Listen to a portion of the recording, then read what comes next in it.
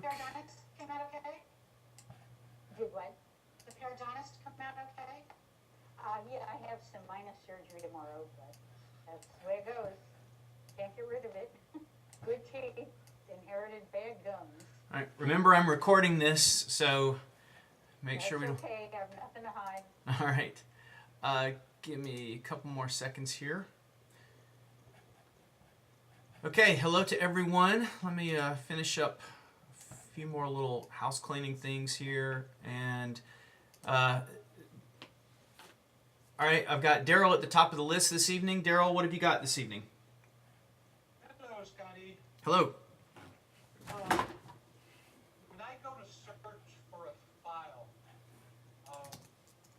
it seems to be giving me a whole lot of different stuff instead of just the file that I want.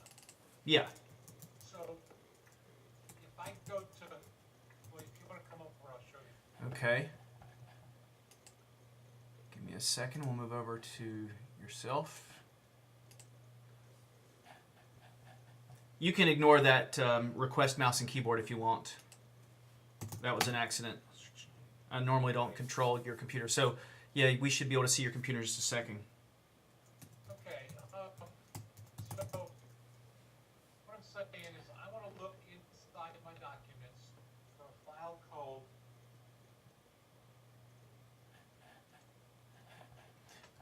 We're not seeing your screen quite yet.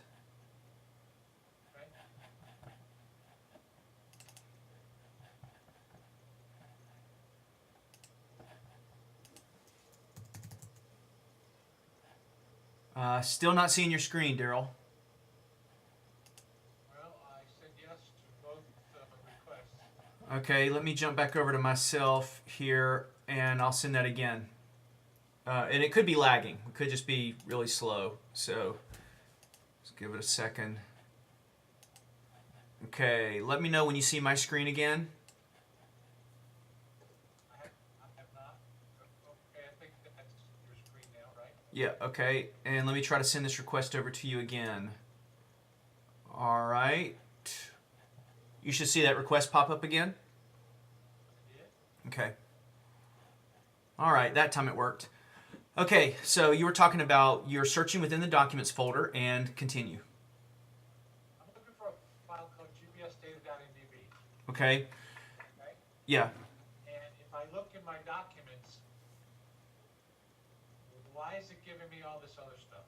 Because that word, that exact word, is not just the name of the file, but anything that searches the contents. So if I have a PDF called Airplanes that has the word purple in it, if I do the word search, if I search for the word purple, that planes document's going to show up because the word purple is inside it. So that gbsdata.mdb, that string of characters is in each one of those files at some point in time.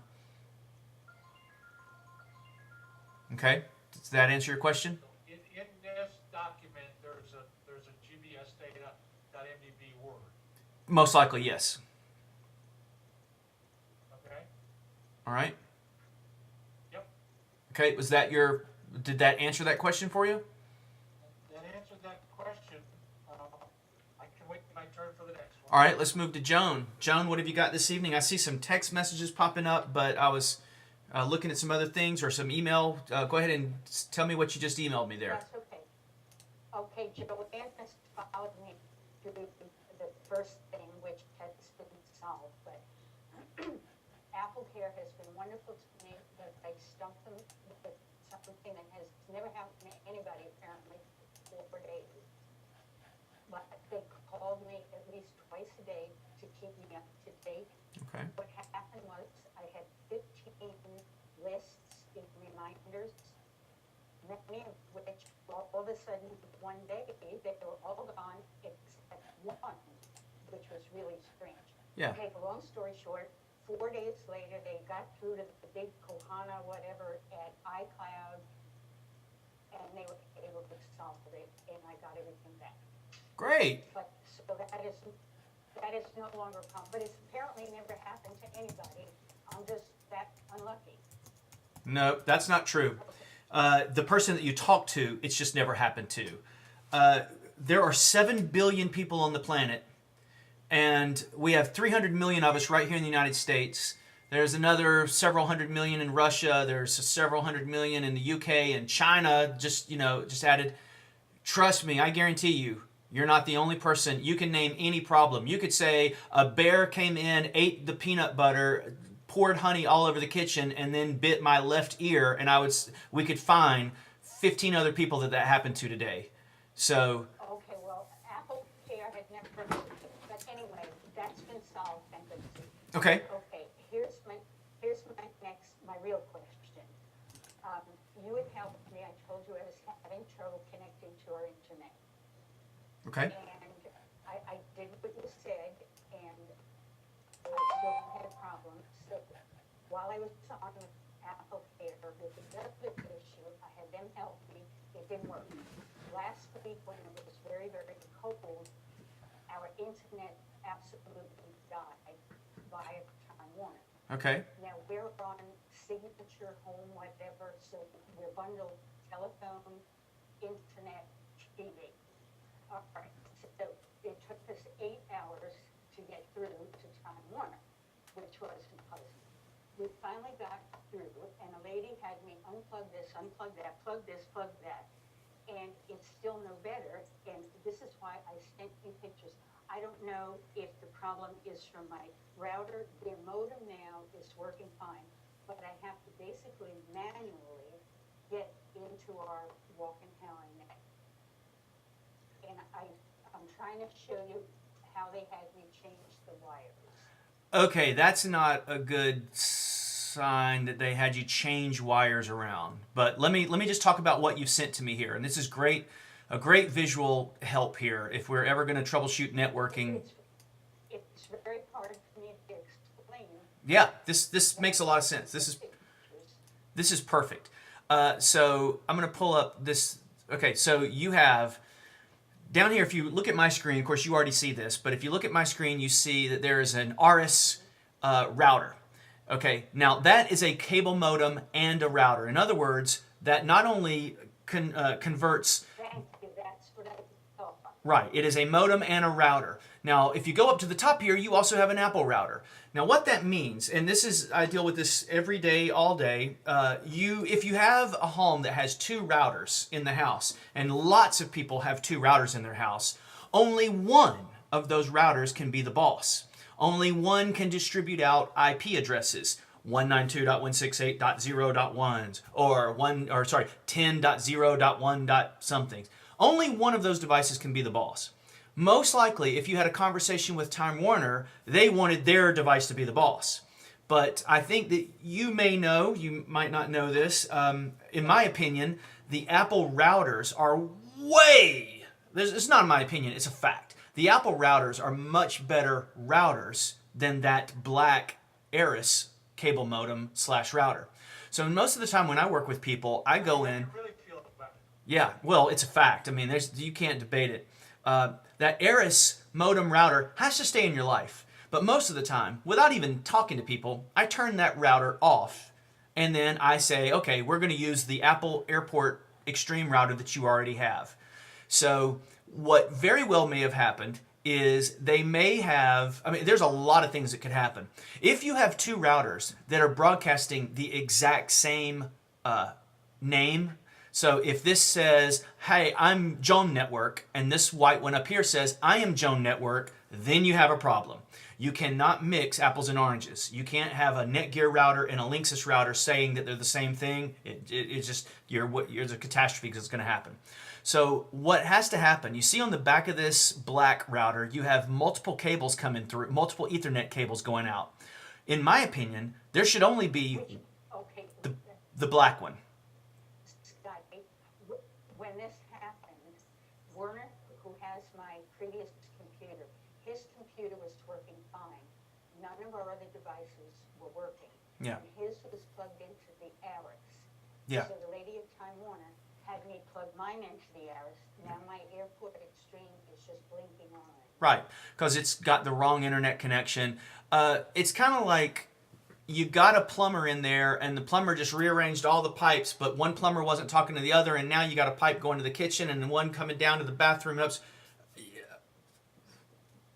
If it works, great. But I can't tell exactly by this picture, but I will tell you the way that it should be set up is that, in my opinion, you should have one Ethernet cable coming out of the back of that Aris modem. And I'm not going to call it a router anymore. It's going to distribute its number to the Airport Extreme. It's going to distribute, so like you'll say you use that gray cable. You see where that gray cable is sitting in the Airport Extreme? You sent me yeah, that is the feeding port. That is the port that the Airport Extreme is expecting to get a number from. So that gray cable has to be plugged into the other end of the Aris modem. In other words, the Aris should take one cable and go right into the very first Ethernet port on the back of that Airport Extreme. And honestly, Joan, we could sit here and talk about this for the next hour and you might get it right. This is not really... I could solve this in 2 seconds in your home, but I can talk about it for an hour. So you feed one Ethernet port from the cable modem, and you put it into the back of the Airport Extreme. Then all the other cables that are plugged up to the back of that cable modem, the black one, those should be connected to the back of the Airport Extreme in other Ethernet ports. If that is a black, I'll tell you this, Joan, if that black Ethernet cable is going out of the black modem and going into the white cable, the white box, that's wrong. You only want one Ether. And again, this is not something we can troubleshoot because any changes that you make right now, Joan, are going to kick you off the network most likely. Right. But Understand. yeah, so this is kind of like me telling you how to do surgery over the phone. Okay, but we never got the, how do I know that my Airport Extreme isn't broken? It's not broken. It's most likely not broken. That's probably not the case. I'll say this. 95% of the time, it's never the Airport Extreme's fault. It happens, but not even 1 out of 9, not even 1 out of 10 times do I experience the Airport Extreme being a problem. That is a very reliable piece of hardware, that Airport Extreme. And because you've had some other problems, that it's probably not the Airport Extreme. Okay, but now it's just strange to me that Lawrence computer, which is plugged into the Aris, never died during our outage. And mine, which was plugged into the Airport Extreme, everything died. Well, the way that that's connected is wrong. I'm telling you, the way that that's connected is incorrect. Okay, what do I need to do? You have a black cable. If you look at the back of the Airport Extreme, you will see. Let me pull it up. You can see my desktop, right? Let me get to the back of an Airport Extreme and pull and show you these different little pictures here. Airport Extreme back. Let me find something. See, you have one in, Joan, and 3 outs. All right, the one in, and here's a great example of one right here. Let me try to make this as large as I can. Let's see. You have a circle and then little arrows. Let me see if I can make this any bigger. I'm not getting any bigger, but if you look at that real carefully, you will see on the back of your Airport Extreme, and look at this picture, there's where power is. There's the USB. Got that. Okay, if you look at the picture I'm showing on your computer, can you see my screen? Yeah, I'm trying to hold mine up, but the wires are so short I can't. Yeah. Okay, so what I want you to see is the difference here. You have 4 Ethernet ports. But if you notice at the top of the one closest to the power supply, there is a circle. That is the in port. That is what's being fed in. The other 3 ports are out ports. So right now, you might have one coming from the modem going into the router. That's awesome. But you also have one, I think, if that's the same black cable, you have one going from out of the router going into an out port on this router. Out to out is not correct. Okay, I must have out to Aris. Yeah, I think you have 2 cables going from the Aris into the Airport Extreme, most likely. Okay. That's what this picture suggests. need to unplug the black one from the Airport Extreme. Yeah. No, I need to unplug it from the air. It doesn't matter as long as it gets unplugged. So it should just be, it was just hanging, and I plugged it in because I don't like to see Okay. cables floating in the air. Well, that's not right. So you don't want to do that. Okay. But again, this is not really something that's going to be very easy at all to troubleshoot and get exactly right. Well, I don't really like to do networking on Town Hall because if you make one mistake, you're going to fall off the network, you're going to fall off the meeting, and it just gets so confusing. But if you talk to the Time Warner people, they probably just completely ignored the Airport Extreme and went with their thing. So now you're probably joining certain Wi-Fi networks with your iOS devices, joining the Airport Extreme. It's not distributing out a signal. You got all kinds of mess going on. And this would be, like I said, 5 minutes in person, and I'd be done. But it's gonna take us an hour to try to work this out right, and you're gonna fall off, and you'll be frustrated. Does it seem to work correctly right now? No, Okay. I have to get into the internet manually. Not on my iOS devices, they're great. But on my brand new computer, now Werner's fine on our old one, Yeah. but he's plugged into the Ares. Yeah, I'm not going to be able to troubleshoot this very well, like I said, over Town Hall. This is, when it comes to networking, it's kind of like printers. You kind of have to be there in person. Let's jump over to Joanne. Joanne, what can I try to help you with this evening? Well, you just answered my question. When it comes to printers, you have to be there in person. And I forgot to ask you when we were here. But my printer is like printing tiny, tiny, tiny letters. When you print from your mail or all the time? When you print an email, it's tiny, or all the time? All the time. Okay, let me And try. if I like, Because it's not uncommon to hear people say my email is printing small, but it's less common to hear that when they're printing a web page. So I'm going to show you what I'm talking about here. If you're looking at my, definitely print a web page. okay, all right. So I've gone to print this web page just now on my own screen, and the first thing I need to do when I go to print this is I need to hit Show Details down here at the bottom. So I went to print, I went File, Print, and I'm going to show details on this. And when I do, now I get what I want to see. I get some details of that. And notice over here on the right-hand side, it says scale and it says 100%. So we want to make sure that that doesn't say 50, because look what happened to the page when I said 50%. It changed over there on the left-hand side to a smaller version of the web page. So that needs to be 100%, first of all. Now, Pretty sure it okay, so when you go to print out the page, you want to jump over and take a look at your screen? sure. Okay. Let's see. Let me send a message over to you. All right. No, sorry. All right. 2 J's. All right. Joanne, you should see a request to look at your screen. Got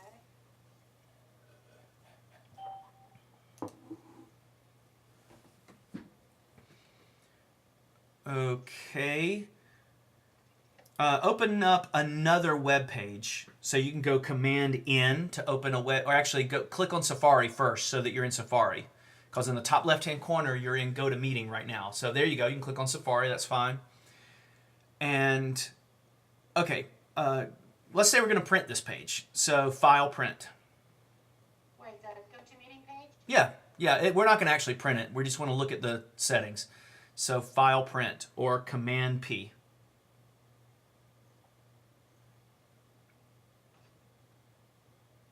Okay, 100. Now, see to the left-hand side over there, that's showing what the page is going to look like when it prints out.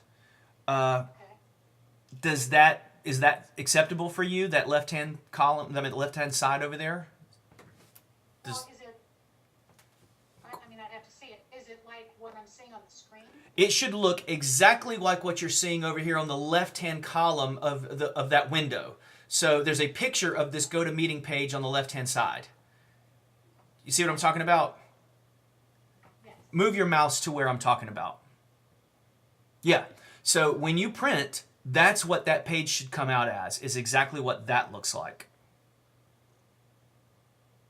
Okay, when I do that, it's coming out tiny, tiny. Smaller than what you're seeing there? Well, should I print it and we'll see? Yeah. Because I see what I'm seeing there, but I have no, I mean, normally when I print, it comes out like what I'm looking at on the computer. Okay. It doesn't come out smaller than what I'm looking at. Like I know what I'm looking at in the screen GoToMeeting, but from what you're showing me, I can't tell if that's smaller or. Well, then print it out then. It looks normal. Yeah, then hit print and let's print a copy of that and see what that looks like. Yeah, because it looks like it would be normal from what I can tell. Okay, that's good. Now, notice that this page is laid out differently than it's going to look on the sheet.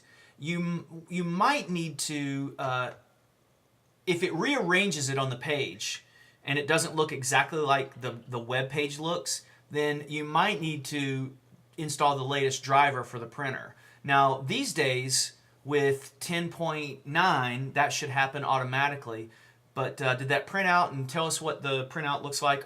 Is it too small, or are you happy with that? It's not printing out at all now. Okay, so let's try to troubleshoot this printer issue then.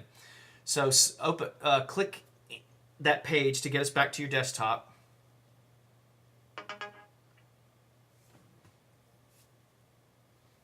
And now open up System Preferences, please. Where's that? It's a gear in the bottom of your dock down there. It's a gear. It looks like a square with gears in it, and it's in your dock. Yeah, that's it. Okay. Let's now go to printers, which is the second line, second to last item.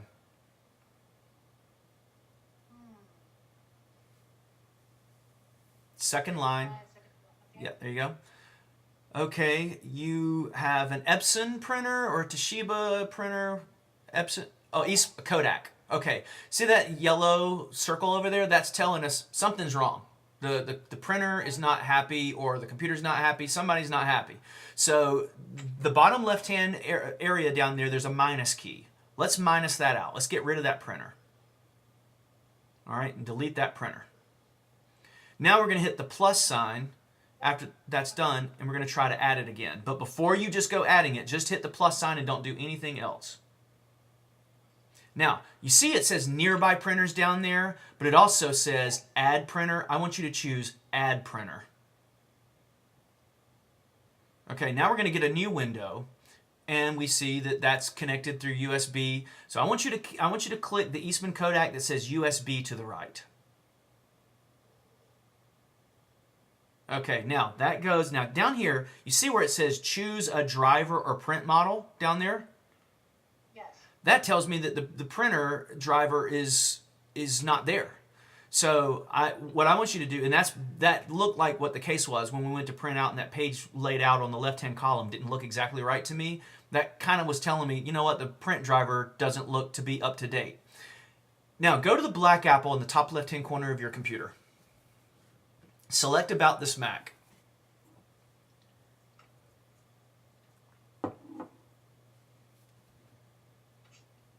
Okay, you're at 10.8.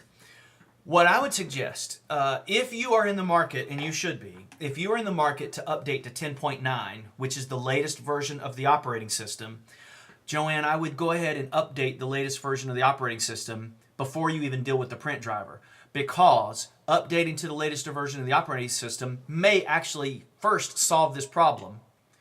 B, it's going to, if you try to solve it now and you update to 10.9, you may recreate the problem again anyway. What I'm trying to say is every time Apple updates from 10.7 to 10.8 to 10.9, all these printer companies have to run back and write new drivers. So right now, you're in 10.8. Something has happened to the driver. I don't know what has happened, but it's not correct right now, and that I can see that right there. That should have shown up as... Can I update it now? While we're talking, not, but it is free. So you see where it says the App Store in the dock down there, it's a blue circle with the letter A. It's your fourth item in the dock. See that number 1? Mavericks, which is 10.9, is free. You're on 10.8 right now.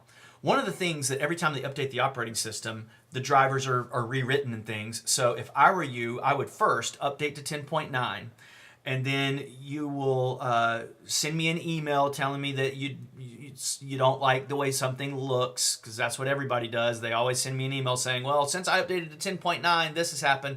Just like whenever you update to something, things change. That's a fact of life. But we have to update to stay current with the times. So update to... When did 10.9 come out? Because this has been going on for a long time, and I meant to ask you about it when you were here, but I forgot. Yeah, October-ish, something like that. I think late October. Yeah, last day of October, I believe, is when Mavericks 10.9 came out. They used to name it Cats. Now they're naming them places in California. So Mavericks is the first name in their new series. So that's 10.9, and that's free through the App Store. Now, after you've done that, you need to, if it doesn't solve the problem, if it doesn't solve the problem, in other words, when you go to re-add the printer, it doesn't say Kodak something 9AIO whatever, then you need to go to Kodak.com and download the latest driver. So, but I wouldn't even bother doing that until you go to 10.9. So update to 10.9 first. Okay. All right? Okay, very good. All right, I'm going to swing back around to Daryl. Daryl, are you still with us? I am. Did you have another issue that we needed to talk about? Yes. All right, what have you got? You put me onto a program called iStat. Yeah. And iStat works very well, Okay. except I think it's backwards. Okay, what do you mean by backwards? Um, Are you talking about memory, or are you talking about maybe CPU usage? As you look at my screen right now, you see my screen, I'm using something very similar to what you're talking about up at the top. Are you talking about the pie chart? no, I'm talking about hard disk use space and free space. Okay, let's jump over to your screen. And let me take a look. Is that hard disk space, is that represented in a pie chart? No. Okay, it's represented in like a little tower kind of thing. Right? All right, so yeah, I see it up in your dock down up there. I go to Macintosh, which is my drive, correct? Okay, yeah. And you It have a, shows that the capacity is a terabyte, yeah, and it shows 647 available. okay. Okay? You see that? Free used. Yeah, it looks inverted. It does. The program that I'm using now, iStat, got on my bad side because they started charging for it, and I never like to pay for something I can get for free. So there's a new, well, not new, it's been out for a long time, but it does the exact same thing. What it's doing is extracting information from Activity Monitor. So I'm using menu meters now, which is doing the exact same thing that. Name? What's that? Menu meter? Menu meters. Yeah, so if that bothers you, then you could try menu meters. I've never seen that. Have you Googled it and seen if anybody has said anything about it? I haven't been able to find anything. Okay. I mean, I haven't done extensive research. Open up Activity Monitor for a second. Let's get it from the horse's mouth. It's console. There you go. This one? Yeah. Now, in the bottom area, go to disk, which is the fourth item at the top, and that should give us a little bit more information. It could be that the programmers of iStat switched the words by accident. You know, that can happen. A human has to type that out. That's data read, in and out. 10.9 has changed this let me see if I can go find where it is before I just kind of walk you through it. I tell you, I don't like the new activity monitor in 10.9 as much as I liked it in 10.8. 10.8, it's just a lot easier to understand, and I haven't spent any time looking at disk usage. Okay, data. Nope, that's in and out. I'm trying to find it here. I don't see it. I see throughput. CPU? No, I see throughput on the disk. No. They're not. No, that's not going to do it. It looks like it's gone out of there. That's interesting. I don't see it there. Yeah. I don't see it listed. So I don't know what to tell you. But if like I said, well, I know it. I'm not imagining things. No. I think that you could try this. You could try to uninstall iStat and reinstall it. You could try to go into another user and see what it looks like in the other user. You could quit iStat, then go throw the preferences away, the preference file away, and you've seen me do that enough times. You know where that is. And you might look for preferences in both your user's library folder and the computer's library folder. You follow me, Daryl, where I'm talking about? Yeah. Okay. So if you were to say which is right and which is wrong, you'd say iStat was wrong. I'd say iStat's wrong. Yeah. Yeah, that's what I feel like is the case. Now, do you have two computers? No, one. Okay. Because I was going to say you could boot that up into target disk mode. That drive would mount, or that computer would mount to another computer, and then you could ask that other computer, hey, what's this hard drive look like? So that's another thing you could do. Well, I have the MacBook Air downstairs. But the MacBook Air doesn't have a FireWire port, and that's what you would need. Yeah, they've done away with FireWire. This is a laptop that you have, right? Okay, one more thing. Well, Is MenuMeter free? yes, Menu Meters is free. That's what I like about it. What's it called? What's that? Menu Meters.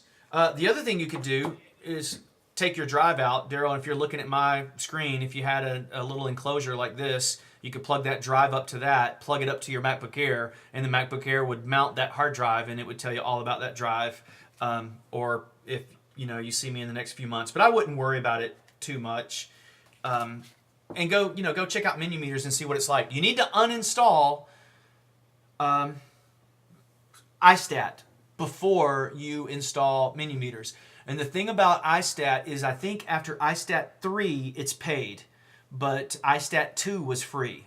So it wouldn't surprise me if you uninstall iStat and then you decide you want to go back to it. You got to find the serial number for it, because if you downloaded the latest version, they're going to charge you. But if you got iStat prior to 3, like iStat 2, then it was free. All right? All right, so yeah, Menu Meters is what I'm using now. Let's jump back up to Joan. Did you have another issue that we could try to help with, Joan? I unplugged the black cable that you said shouldn't be plugged in, but now I can't print from my MacBook Pro. Yeah. It's a quite a mess of things. You say you can't print now that you've unplugged that Ethernet cable. I can't print from MacBook Pro. I can from my printer. You can't print. All right. You said you can print from what? I didn't hear that. My Mac. You dropped out on me, and I only heard the word iMac. Can you try to say it one more time for me? Yes, I cannot print from my MacBook Pro after I unplug the black cable, but I can print from my iPad. Okay. So your MacBook Pro is talking to are you in front of your MacBook Pro right now? Tell you what, let me jump over, and I'm really hesitate to get into this, but I'm going to get into it. I'm going to jump over to your screen, and I'm going to take a look at, and Imade just joined us. I'm going to take a look at, I'm on Town Hall on my Mac. that's fine. I need to That's, go up and get on my Chromebook. no, I just want to get to your iMac screen. This is kind of the equivalent to trying to knit a handbag that's in the airport, but you're on the airplane. Okay, so what I'm going to do, I've asked for control, and I'm going to go up to Spotlight on your computer, and I'm going to type in Airport Utility, and I'm going to go talk to your Airport Extreme. And your Airport Extreme is telling me, hey, Scotty, we got some problems here, right? So I'm going to click on that, and I need you to put in the password that is most likely your Wi-Fi password. So type in your wireless password for me. It may be something other than that, but hopefully that's it. And then hit OK. All right. Try the word public, Joan. And don't be surprised if that works. And if that does work, don't worry about security. Try the word public, all lowercase. Yes. That's the default password to make changes to the router. And, okay, why don't you retry your Wi-Fi password again?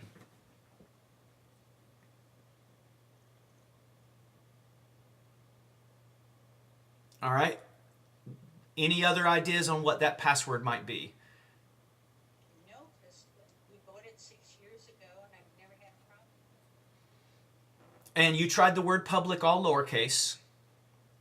No, I didn't. Let me try one more thing. All right, that's what I'd like you to try, is the word public.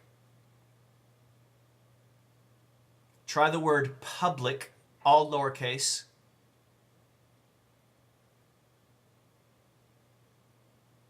All right, that was it. Now, don't worry about the word public being a security issue. It's not. Let me now go in and take a look at some other things. The word public is the default password to make changes to a piece of hardware back in a couple of years ago. Now the default password, Apple made a change. The default password is the password of your Wi-Fi network. But it's very, very common for people to have different passwords. And the only person who ever do this is me, honestly. Okay, let me take a look at some things. Walkenhauer Net, all right. Up here on this, Walkenhauer Net. All right.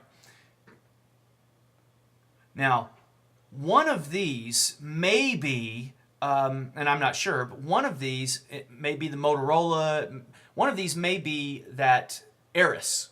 Now, I normally turn off those routers, like I said, so that they don't even broadcast out. But it all comes down to the flow of information, how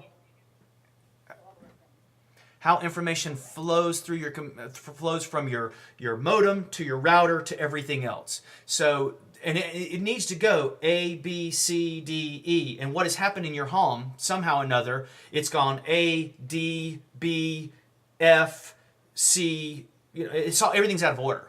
And that's why things are not working. That's why your printer's probably not working right now. Let's see, we're on the iMac right now. So what I want to do next is go to your system preferences. Can you open up your system preferences for me? Imade will be with you in just a moment. That's all right. I need to learn a lot. Let's see. Now, we're there. I'm going to go to network, and I want to see what number you're getting. Okay, you're getting 10.0.1. And what that tells me, and that's over Wi-Fi, is that your Wi-Fi router is handing out IP addresses. Now let's see what your Ethernet's getting. Ah, there's our problem!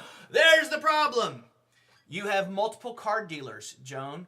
You are getting the number 192.168 from Ethernet, and you're getting over Wi-Fi 10.0.1.3.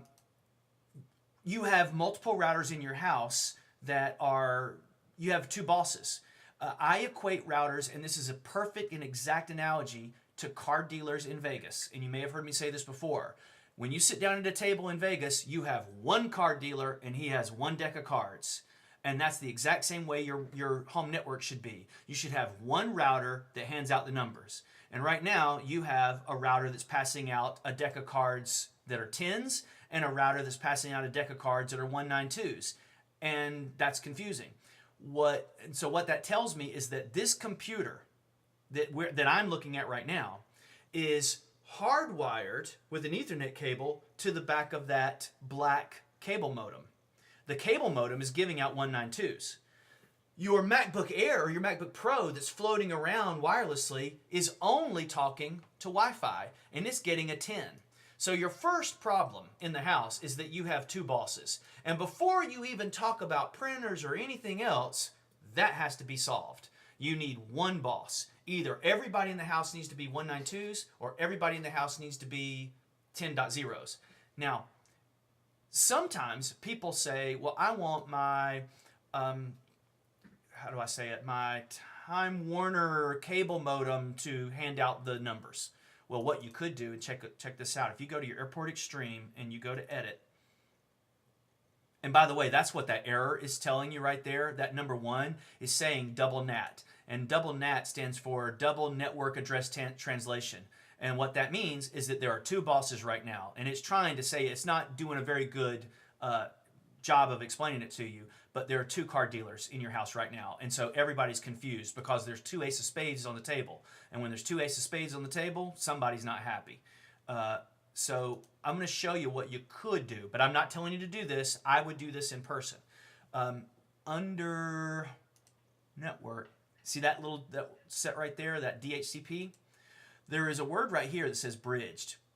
And bridged means that what you would do if you set that to bridged is that would be your way of telling this device right here to no longer take its orders from, or to no longer give out numbers, to only take its orders from the Time Warner cable modem.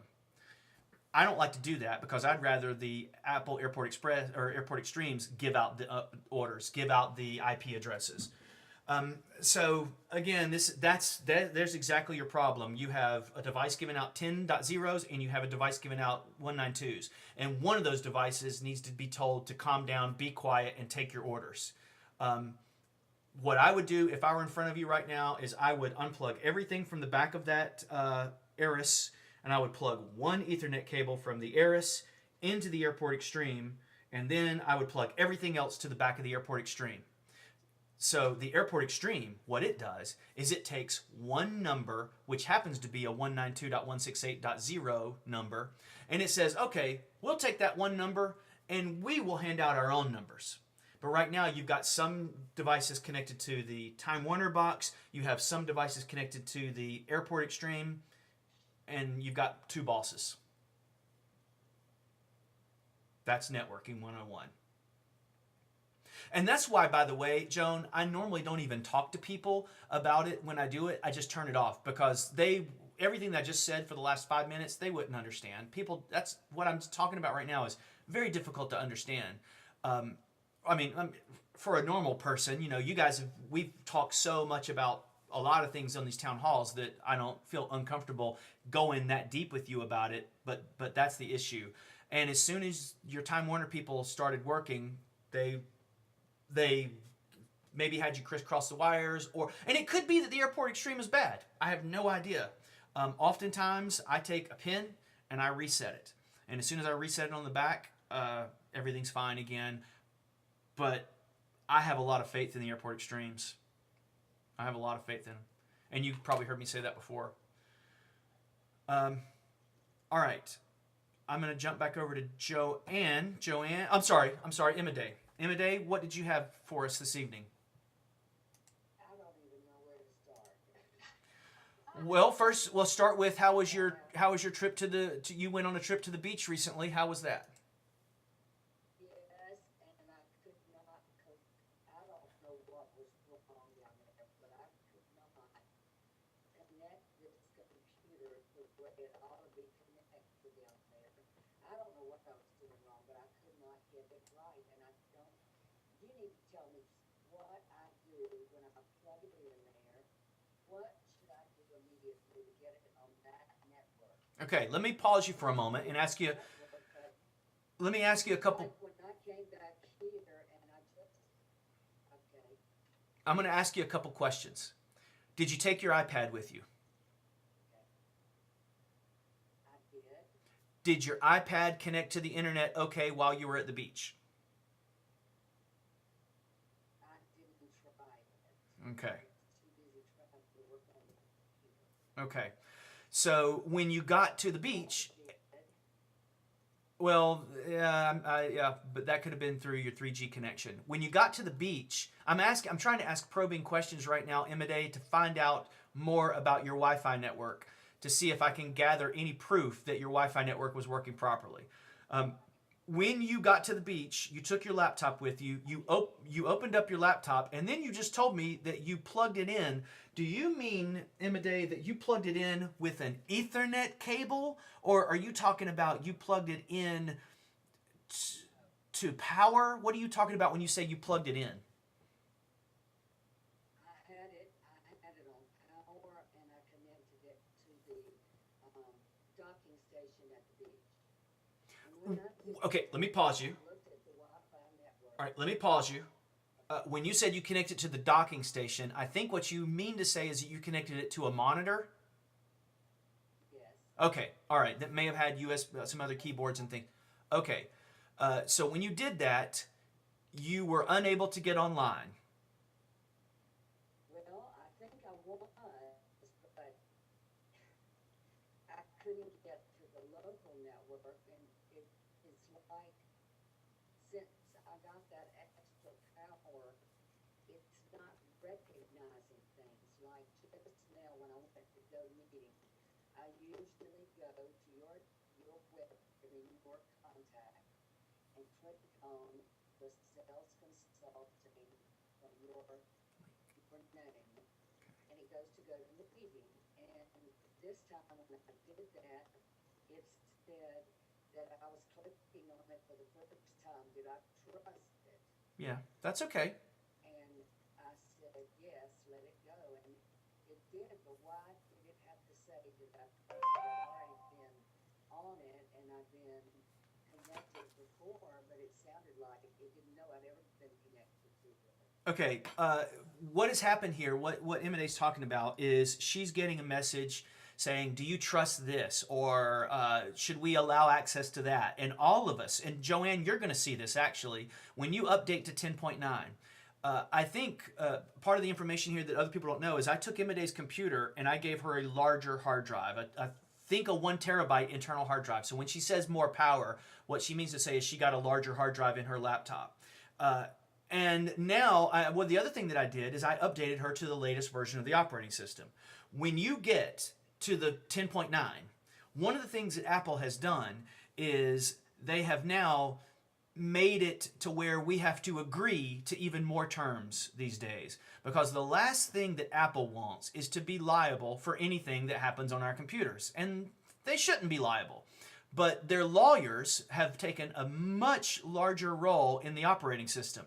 So when you click on something in 10.9 for the first time, the lawyers have said, okay, let's make sure that we don't end up in court with this lady. We need to present a little thing that says, when you click on this, you're going to go to the internet. And it gets in our way as users. But you're going to see this the first time you check your email or the first time you click on a link. You're going to see a lot of, is it okay to trust this? I mean, even if you plug up your iOS device now for the very first time in 10.9, you get a little message that says, is it okay to trust this computer? And a lot of that is just lawyers kind of getting more in the way of us, but that's why that's happening, is that you are now in the latest version of the operating system, Imade, and along with the latest version of the operating system comes you granting permission for new things. All right. Just another quick little line on that. We've talked a little bit, and I just hesitate to get into talking about keychain access, but we have talked about it in the past. And one of the things that Apple now does with iCloud is sync keychains. And now that, if you go back in a time machine, if we went back in time to 2008, 2009, Apple was syncing our passwords through MobileMe. The lawyers with Apple said, "What? We're taking their passwords? No way. Somebody's gonna get their account compromised and they're gonna sue us into oblivion." So the lawyers made Apple take password syncing out of iCloud. As of now, they've put password syncing back in. But when a person goes to iCloud on their device, and notice I don't have it turned on this device, this computer that we're looking at, and they check keychain access, you might as well feel like you're sitting down with a table of lawyers. Because if you do this, all your other devices say somebody's trying to sync your keychains, and you get a message over here and a message over there, and all your devices go crazy because you turned on keychain syncing. So be ready for that. In other words, the lawyers have gotten their hands more into the operating system, and that's why you're seeing some of those messages. Not that anything's wrong, it's just it's the first time you're doing something like this in the new operating system, and so Apple wants to make sure that they can present evidence to the judge. If you sue them because your Amazon password got cracked, they can say, well, Your Honor, we had them do this, and we had them create this password and that, and they absolve themselves of it. Does that help explain a little bit of that and make you feel a little bit better? Yes, I just don't, it started, downloading everything again for a day or so. It was stuck downloading, it seemed like it was downloading everything to that internet system. Okay. At the beach. All right. I couldn't understand, I finally made it quit. All right. When you say it's downloading everything, I think what you're saying is that you have a time capsule at the beach, and it started backing up. Yes. Okay. All right. So we're not really downloading anything from the internet. It started. Backing I couldn't figure out what was going. I thought what was on my computer was the same here or there That's right. on a different network. That's right. But it wasn't doing that. It was trying to do something else, and I don't know why. Well, remember, things have changed a little bit since the last time you were at the beach. One of the things that changed since the last time you took the trip was you were in 10.8. So if I am updating in 10.8 and then I jump to 10.9, the next time I get home and I go to update through, or I'm making a backup through to Time Capsule, now I'm on 10.9. So now Time Capsule has got to write all this new information. Now, when you were talking about local network a minute ago, when you got to the beach, the first thing that you do when you sit down at the beach is you want to make sure that you are on your network. Now, is this a condo at the beach or a house? It's a house. Okay. So in this house, And it said it was connected to my network. okay. So with this house, you might be able to see 2 or 3 more networks. I'm in a house. And if you look at my computer screen, even though the next house is a pretty good distance away, I can see several different networks. Now, most of these networks I cannot get into. The only network I can get into is my own network. So once you joined your network, you have a time capsule, and it started backing up to the hard drive in there, and you should have been able to get on the internet. Were both of the, or were you were able to get onto the internet when you connected to your network? Locally, when it says here, I'm on this, but I'm supposed to be on the local, like Charlotte. That's what I see local meaning. No. The way you're using the word local right now, Imade, is confusing me a little bit. When you say Charlotte, the word Charlotte, why would you have anything to do with Charlotte if you're at the beach? Give me some more information. Talk a little bit more. What it's saying is, when I tried to connect, and it says open preferences, open time capsule preferences, or backup preferences, or like Seagate or the network, open network preferences, and it also says it gives you options of backing up to different places. And I don't understand. I'm gonna have to get you over here. Okay. I don't know what that OmniSwipe thing is either that was on my computer. Okay, so we jumped to a different little subject there. Hi, Chris. What I'm talking about, Yeah, I do, and I can help you with that right now. That OmniDisc. I'm just, that Omni Disk Sweeper is a piece of software that I used, Immodate, on your computer to help figure out where all the space was being taken. So that's completely nothing you even need to worry about. You can throw it away. You can drag it to the trash if you'd like to. Just discharge. Yeah, you don't need that anymore because now you have a terabyte hard drive because we updated that and we got that a lot bigger.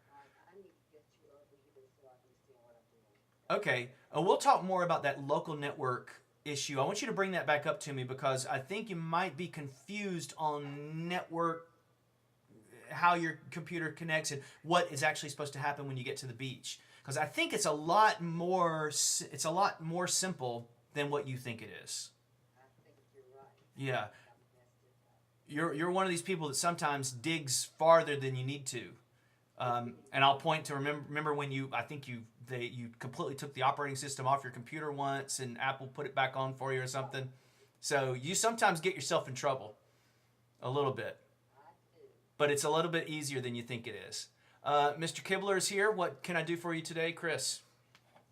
A quick question about what you would recommend as a good either antivirus, free typically, but if not free, what's the best antivirus for Mac? Okay. Do you feel like you have gotten a virus? Well, I had an event occur the last week. I got a Wells Fargo account and there's, I can't remember, hacked or something, but we needed to log on and do all this stuff. And before I opened up and gave my password, I went on to I logged into the website on my account to see what was going on, and it had a little something that said my account had been temporarily not closed, but deactivated. Okay. So it seemed to me kind of Okay. official, and then I went and tried to open up this email or whatever, and come to find out it was phishing or whatever like that. So I called Wells Fargo, and they went through this steps of deactivating that, getting a new password and username and whatnot, but they suggested that I run a virus scan, whatever you call it, Okay. and that was a complete took forever, and then I couldn't figure out how to get the detect virus dissolved, that was taking forever, so that's where we're going. All right.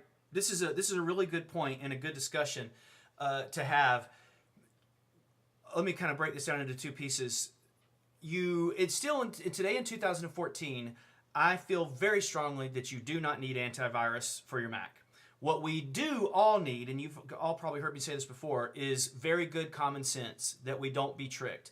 Even a month ago or so, I think it was my own account got broken into, and everybody got emails from me. You might have been one of the people that got from salesconsulting@mac.com. What we need are strong passwords. That's what we need.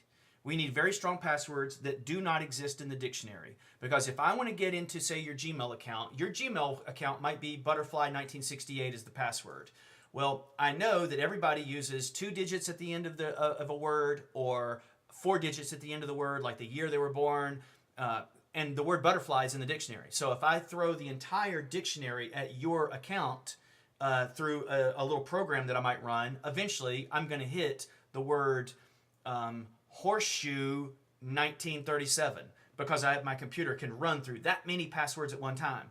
The accounts that are vulnerable to this kind of what's called a brute force attack are Yahoo, AOL, I see it all the time, Roadrunner, AT&T. In other words, if I try to hack your AOL password, I could do it because if I say AOL is Chris Kibler at AOL.com's password, is it alphabet 3? Is it alphabet 4? Is it alphabet 5? And I can go through the entire dictionary with numbers on it, and AOL will sit there and say, nope, that's not it. Nope, that's not it. Nope, that's not it. Nope, that's not it. And it'll keep doing that. Gmail, Wells Fargo, I'm sure, other accounts, other more sophisticated, better services will get that brute force attack. And after about the 4th time, they'll go, why are you asking so many times? We're shutting this down. And that's what happened in your case.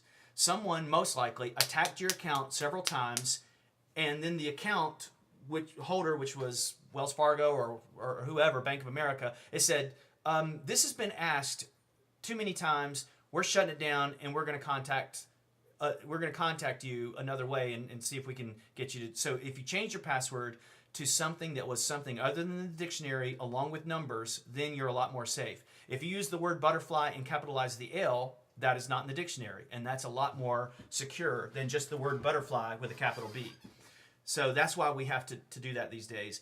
I don't think that you need any kind of antivirus. However, I will say this. There are companies like MacKeeper, TuneMyMac. There are companies like that are running ads all over the place on the internet for people to, and every person has a slow Mac. When you buy a computer the very first day you get it home, you think it's slow. We as humans have sped faster than our computers, and our expectations are higher than what our computers can meet. And TuneMyMac and MacKeeper and some of these other companies have realized that. So they put these ads out saying, you have a slow Mac or antivirus. You click on it, and it says, well, scan your Mac for free. And then they give you a result of, you have 473 problems. You don't have anything like that. But you have these, they make you think that you have these problems, and they show you all these plist files and things that you're not going to understand. And then they hit you with, well, for $49 a year, we will take those off. You don't need any of that. What you need is good common sense. Be careful who you share your own passwords with. Don't click. The reason I say don't click on links in email is not because the clicking causes harm. The clicking doesn't cause harm. What causes harm is we click on it. It takes us to a web page that looks exactly like PayPal or exactly like Bank of America. And I could put it together right now and make it, I can take screenshots and move it around and make a web page that looks exactly like PayPal. And you think, oh, okay, well, this is PayPal because it looks that way.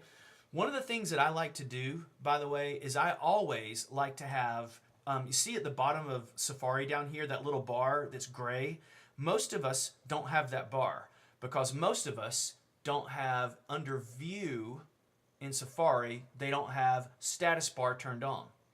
But if you have that status bar, show status bar, when you hover over a link in Safari, it shows you down here. If you like, I hover over something. Let's see if I can find something. You see when I hover over that link at the bottom, it says https www.paypal.com. In other words, it gives me an idea of where I'm getting ready to go. So if I click on that, that doesn't lie. And oftentimes, the website, I can send you a link right now, Chris, that says click on this, and it says www.paypal.com.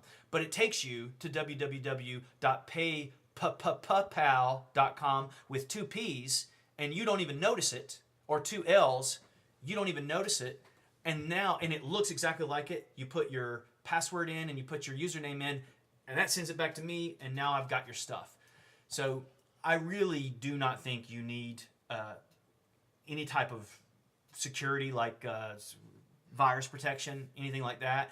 We just need really good common sense, and we need to be very careful of who we share our passwords with, that kind of thing. One more thing, Safari, no web browser will save the password to a website that specifically asks that password not be saved. So your Wells Fargo passwords, your Bank of America passwords, your PayPal passwords are not going to be saved. And notice here, when I went to paypal.com and I'm ready to log in, I have to put my password in. But if I go to iCloud.com, my password's saved. So banking sites generally, banking will not allow that password to be saved in the actual browser itself, which kind of goes back to that issue that we were talking about before, where keychain syncing, for the people that were listening to that before. Therefore, your Bank of America, your Wells Fargo, your Fifth Third Bank, your PayPal passwords do not sync across devices. Anything related to money generally will not sync because the company itself that made the web page has written a piece of script in there saying don't save that password. Did you have a follow-up on that? No, just whether or not if I had opened an email, the guy at the support at Wells Fargo was, he said, don't go on our website on that computer until you scan your computer for viruses for fear that Yeah, he's whenever I open it, put something on it. he's coming from a Windows world. Just company line kind of thing. Yeah, he's coming from a Windows world, and in a Windows world, that is absolutely 100% correct. The Apple now has 5.8% of the market as of their conference call today, and we're still a pretty small target. It's getting bigger and bigger all the time, and there will come a day where there are viruses.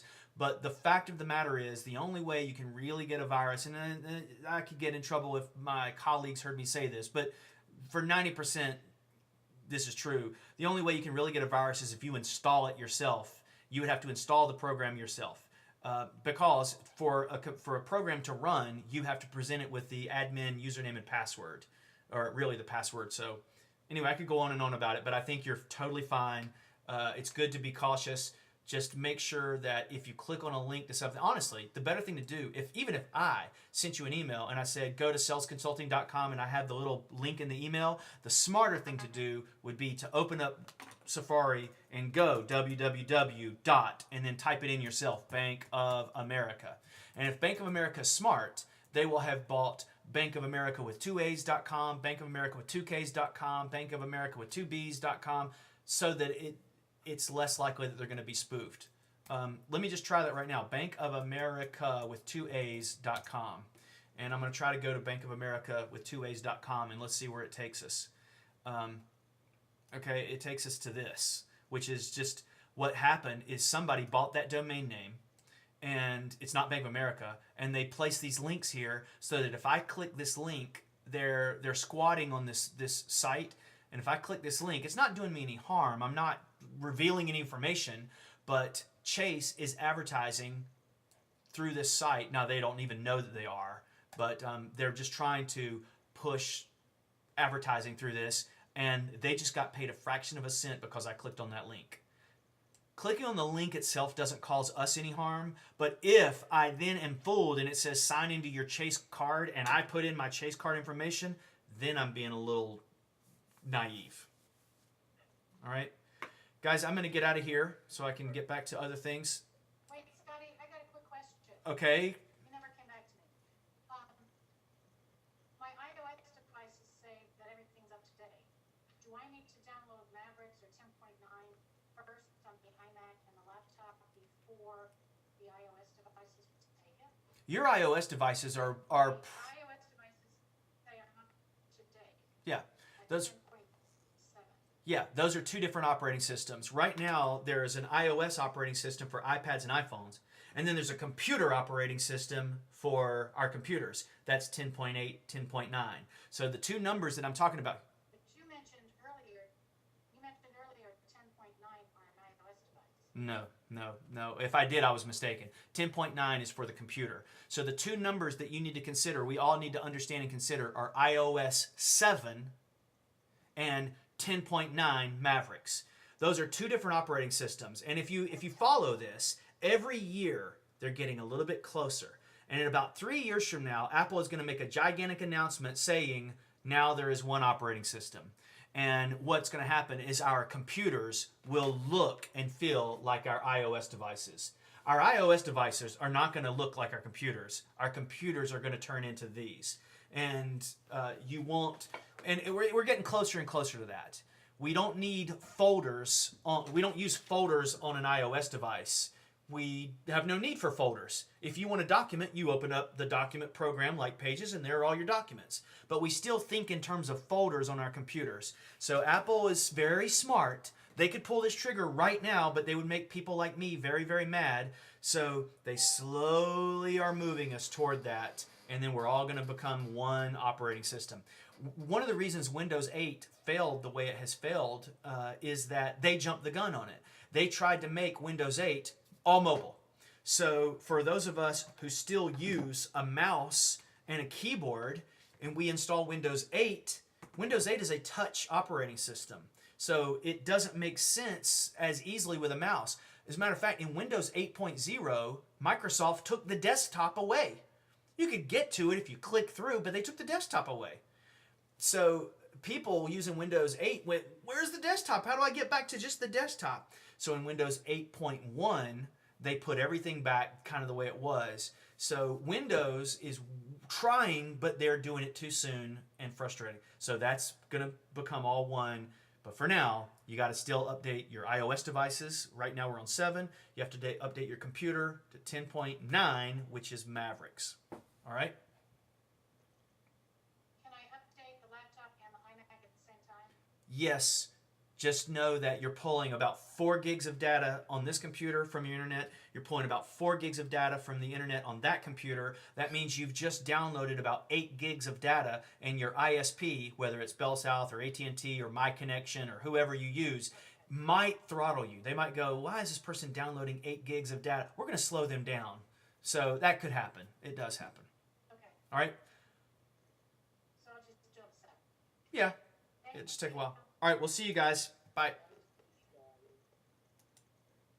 Bye, Emma Day. Bye, Joan. The organizer has ended the